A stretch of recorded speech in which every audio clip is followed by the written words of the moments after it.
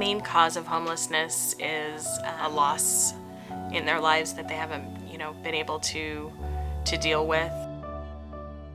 Lunch is usually provided at Salvation Army, and that's where pretty much the homeless throughout the area that aren't in the shelter but out on the streets really rely on things like Salvation Army.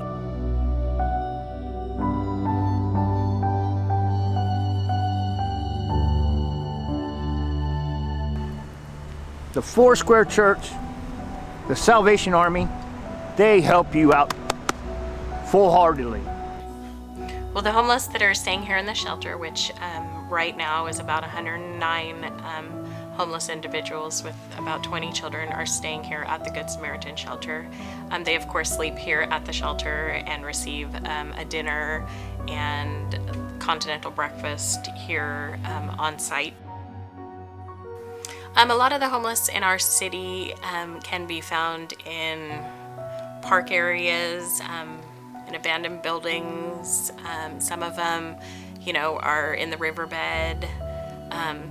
Where homeless stay and where they sleep is their best kept secret. It's for them, it's really do or die for them. Their sleeping spot, to find a dry spot is so hard for them that there's a lot of moving. The minute it gets busted, they have to move somewhere else. So it's a secret that's really hard to get out of the homeless where they sleep. They kind of have their own little language. What they call certain areas of town and things like that. We're all they're going, what do you mean? What is that area? And oh, it's okay. That's North Broadway or that's South Broadway.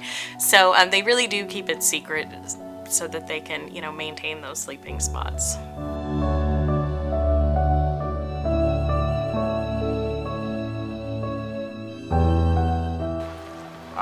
I have 2 master's degrees, 2 bachelor's degrees.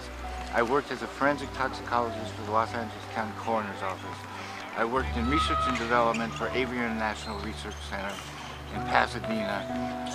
I've been a special education teacher for a decade. I was just released from prison on March 7th, 2013. I went to qualify for every benefit known to this county, and they said I made too much money. I used to be in tile and marble, and I got bone cancer, and I was forced to be on the streets after 26 years of being in construction, and I'm living in a camper now, and I do my recycling to subsidize what I can do, you know what I mean? I'm $127,000 in debt. Well, I've been living here for 25 years. I got my family around and everything.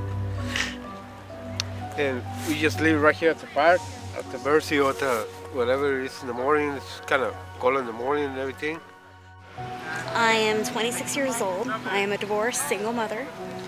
I live inside the homeless shelter, and at 8 o'clock in the morning they send us out of the shelter, and we're supposed to look for housing. I get CalWorks. It's $516 a month. That's barely enough to get an apartment for anything, and that's why I'm homeless.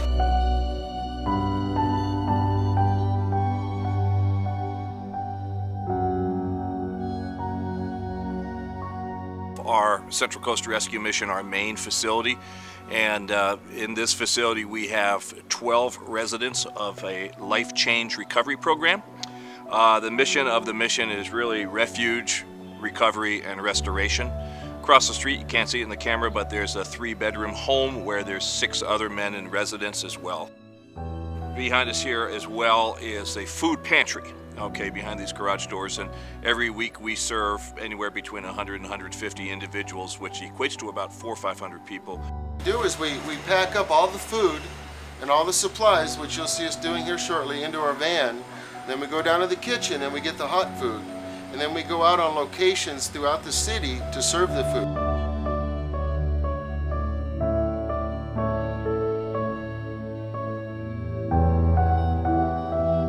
This is the Rescue Mission Kitchen on Wheels.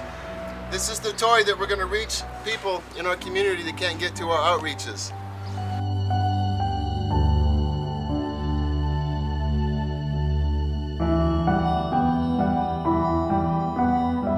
see, we can do a lot of cooking on this thing. Like I said, we fed over 100 meals in 2.5 hours when we did roll this out. So you can see that it is popular. The good people who come and feed us, you know, evening for dinner, they come bring food for us, and I'm real happy for that. And I'm sure there's a lot of other programs that I'm not aware of, but I'm sure they're out there. They've been helping a lot of people as well as me to help everybody, you know. And I'm really grateful for that, and I want everybody to know that keep it coming. You know, there's people out there who don't know how to say thank you, but I'm one of them, and I want to say thank you to whoever is out there listening, and I appreciate that very much.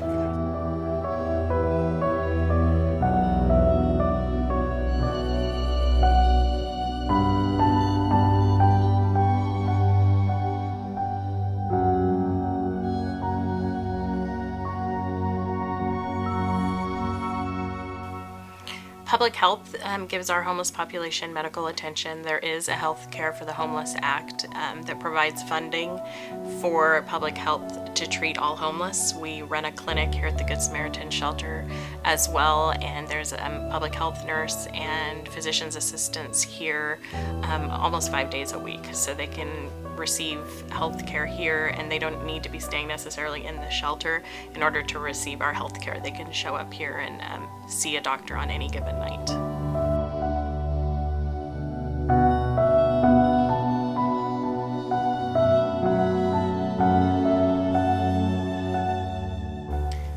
I think getting more permanent affordable housing in the area is going to be one of the basic needs in order to help these homeless transition. There just isn't affordable housing, and when it isn't there, you know, no matter how much we try, we're not going to be able to get them out of homelessness and into something different and into self-sufficiency. So that, and really changing our society and our community's view of what homelessness is.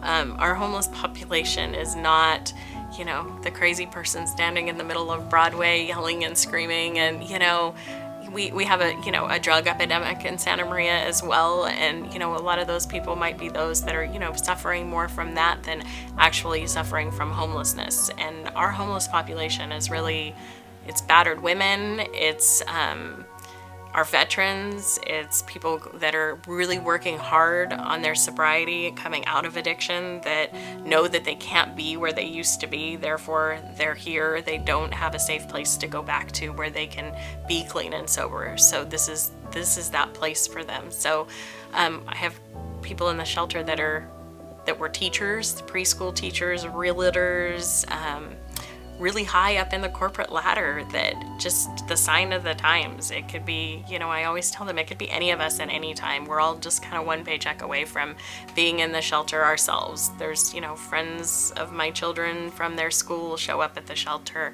and things like that. It's, you know, people think it's only one part of town or one type of person that this can happen to, or, you know, they drive by the guy holding a sign and tell him to get a job. You know, it's really easy to think of that, but they can't get a job. I mean, that's our Vietnam veteran that, you know, served our country, standing there on the corner with a sign asking for help. It's not so easy for them to just get a job.